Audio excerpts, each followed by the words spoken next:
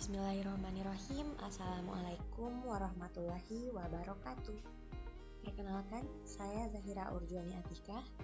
Kali ini saya akan menjelaskan materi tentang jenis sistem informasi. Dalam perkembangan teknologi sekarang ini, beberapa perusahaan telah menggunakan sistem informasi manajemen dalam menjalankan bisnisnya. Di dalam pengembangan sistem informasi manajemen telah dibagi sesuai dengan kebutuhannya. Dalam hal ini, sistem informasi manajemen terdiri dari sistem penjualan dan pemasaran, sistem manufaktur dan produksi, sistem keuangan dan akuntansi, sistem sumber daya manusia, sistem pemrosesan transaksi, sistem pendukung keputusan, dan sistem pendukung eksekutif.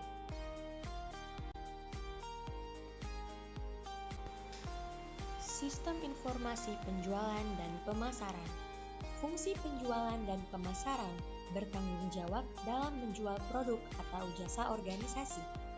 Pemasaran memperhatikan mengenali pelanggan produk atau jasa perusahaan, menentukan kebutuhan dan keinginan pelanggan, merencanakan dan mengembangkan produk atau jasa untuk memenuhi kebutuhan, dan mengiklankan serta mempromosikan produk atau jasa ini. Aktivitas ini dapat dianggap sebagai proses bisnis. Sistem informasi penjualan dan pemasaran atau Sales and Marketing Information System mendukung proses bisnis ini. Sistem informasi manufaktur dan produksi. Sistem manufaktur dan produksi berhubungan dengan perencanaan, pengembangan, dan pemeliharaan fasilitas produksi, penetapan sasaran produksi, penggandaan, penyimpangan, dan ketersediaan produksi, dan penjadwalan peralatan, fasilitas, bahan baku, dan tenaga kerja yang dibutuhkan karena untuk membentuk produk-produk akhir. Contoh dari sistem manufaktur dan produksi adalah sistem pengendalian mutu pada perusahaan yang digambarkan sesi interaktif organisasi. Sistem ini membantu mengenali sumber kerusakan pada mobil-mobil keluaran perusahaan menggunakan informasi dari sistem untuk meningkatkan proses produksinya, menghilangkan atau mengurangi kerusakan. Sistem informasi keuangan dan akuntansi. Fungsi keuangan bertanggung jawab mengelola aset keuangan perusahaan seperti uang tunai, saham, obligasi, dan investasi lainnya untuk memaksimalkan pengembalian atas aset keuangan ini. Fungsi keuangan juga bertanggung jawab dalam mengelola kapitalisasi perusahaan seperti menemukan aset keuangan baru pada saham, obligasi, atau bentuk hutang lainnya. Fungsi akuntansi bertanggung jawab menjaga dan mengelola catatan keuangan perusahaan, penerimaan, pembayaran, depresiasi, penggajian untuk menghitung arus dana dalam perusahaan. Bagian keuangan dan akuntansi berbagi masalah yang terkait bagaimana menjaga jejak aset keuangan dan arus dana perusahaan.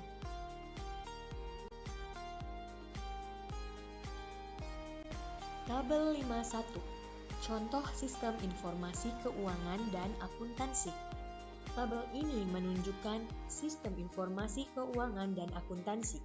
Umumnya dapat ditemukan pada organisasi yang besar.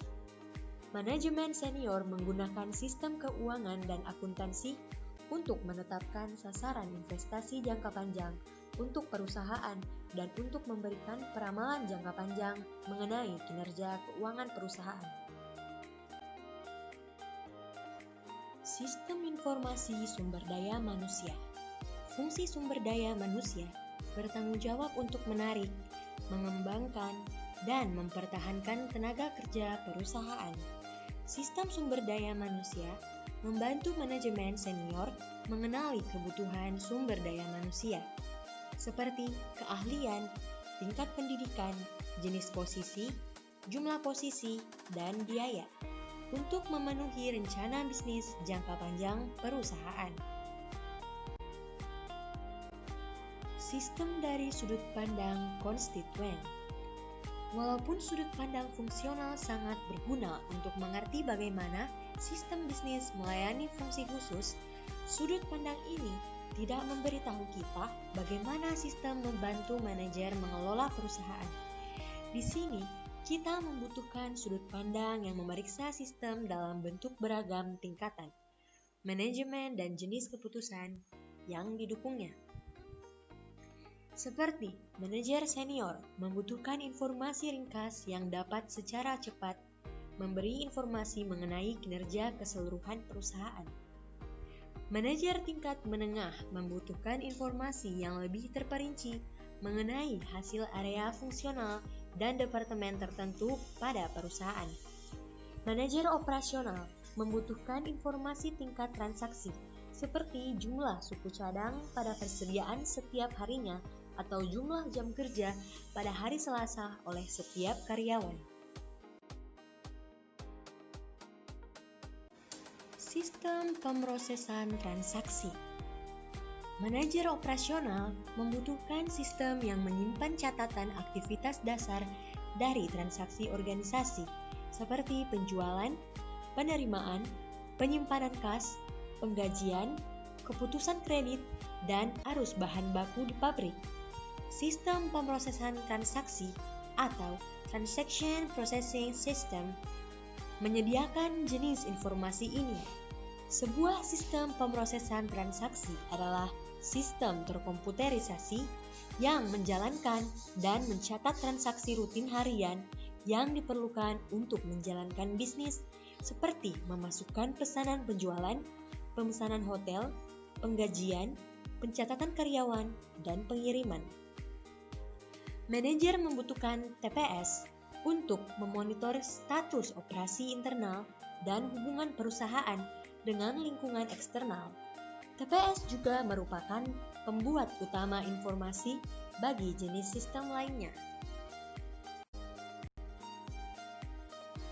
Sistem pendukung keputusan.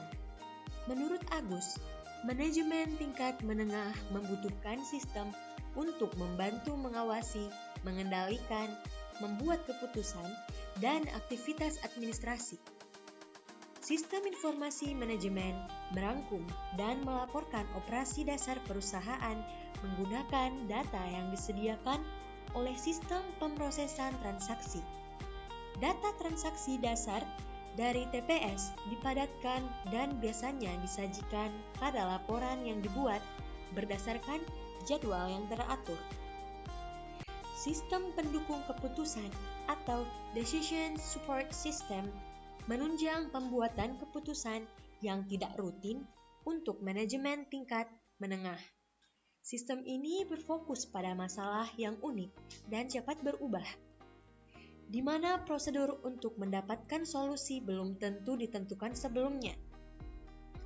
Walaupun DSS menggunakan informasi internal dari TPS dan SIM, DSS sering membawa informasi dari sumber eksternal, seperti harga saham saat ini atau harga produk pesaing. Sistem ini menggunakan beragam model untuk menganalisa data, atau memadatkan data dalam jumlah besar ke dalam bentuk yang membuat pembuat keputusan dapat menganalisanya.